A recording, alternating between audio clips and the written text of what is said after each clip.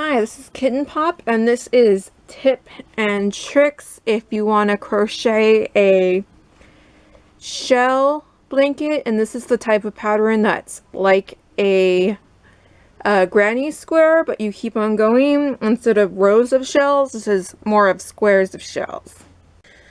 The first tip is if you don't necessarily want to change colors throughout the blanket. A lot of people change colors per row, and it might look like I did that, but if you look carefully, there's a corner right there. This is actually yarn that's a gradual change throughout it.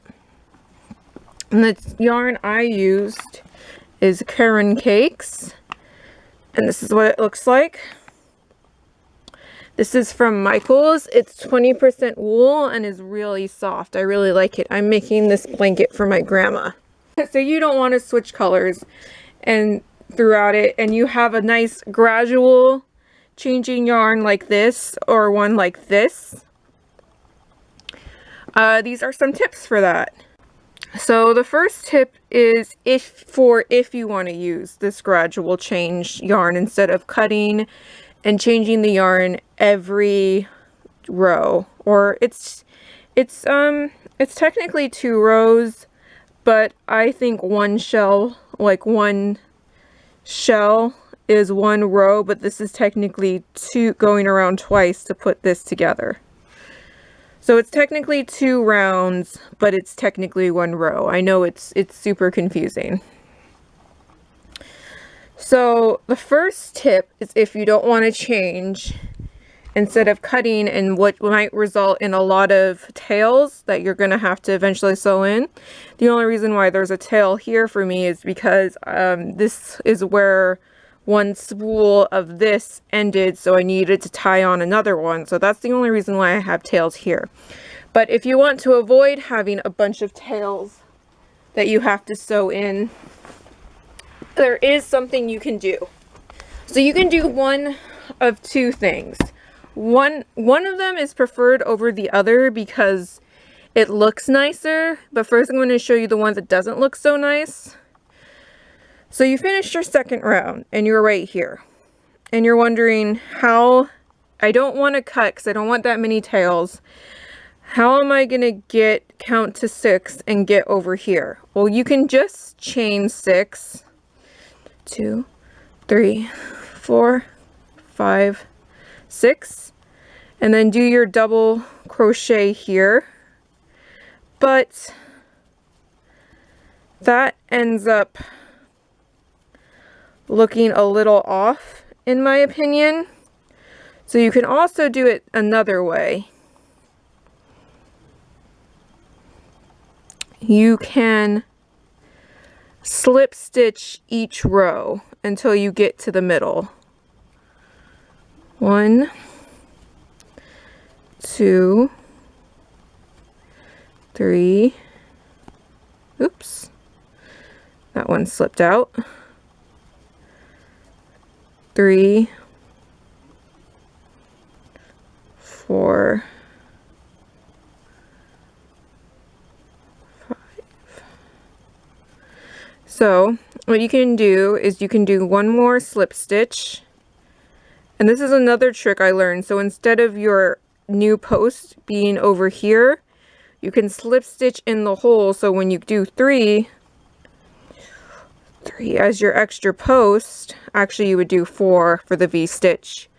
It's in the hole rather than looking slightly off because it's over here.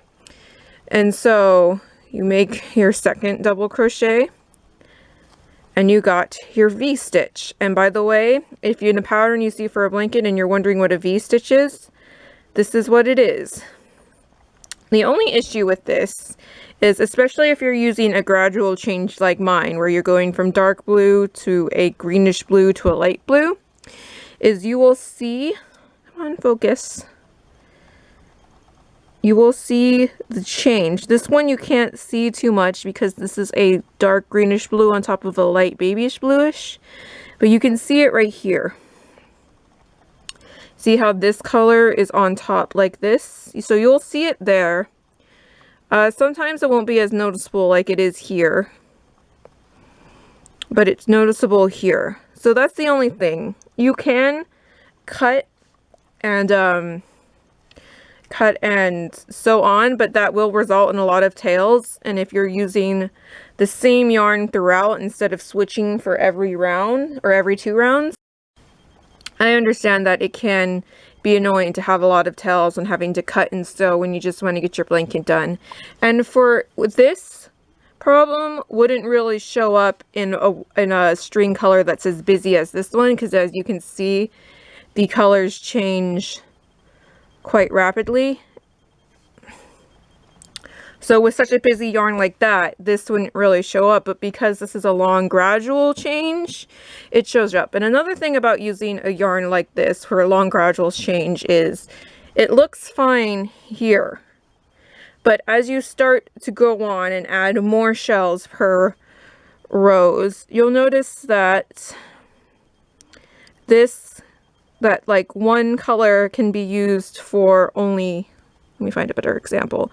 One color can only be used for one row, then all of a sudden it changes to the next, if that makes sense. The color changes. So that's the thing about using a nice gradual changing yarn. The next tip is once again the V, because this pattern calls for a V stitch. And if you're wondering what a V stitch is, I already showed you one, but then there's also a V cluster, because every corner requires a V cluster. And you're probably wondering what that is, and you're a visual learner like me, and you need to know. So this is a V stitch. So it's the 4, and then because this is, you need to have 4 posts in one corner, but they're not all going to be separated the same. So a single V stitch is 2 double crochets with a chain in between, but a cluster V stitch is 2 of those, then 1, 2, 3, double crochet, chain 1, double crochet. And that is what a V cluster is. So these 2, double crochet, chain 1, double crochet, is a V stitch, but these 2 together with double crochet, chain 1, double crochet, chain 3, double crochet, chain 1, double crochet is a cluster. And these are only going to be done on your corners.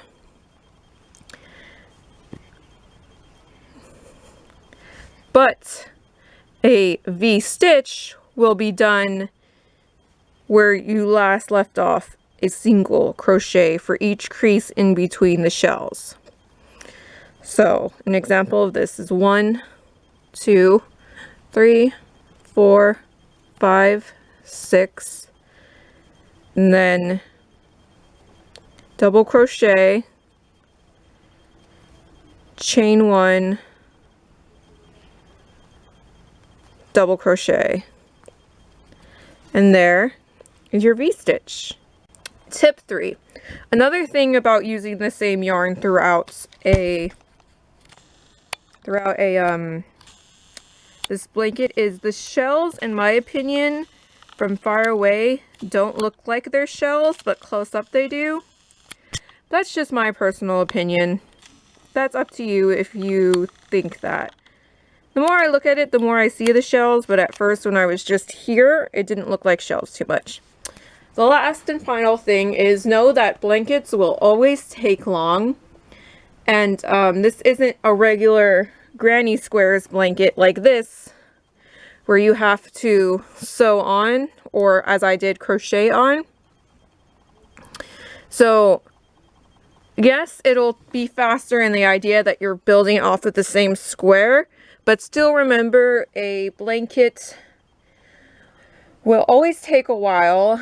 So know that this pattern does take a while. I've been working on this for 2 days now, and this is how far I've gotten. Here's an example for how far I've gotten. Know that this is going to take a while. Here's an idea for how far I've gotten in 2 days, and that's not constantly working on it, but working on it whenever I have free time, many hours of the day.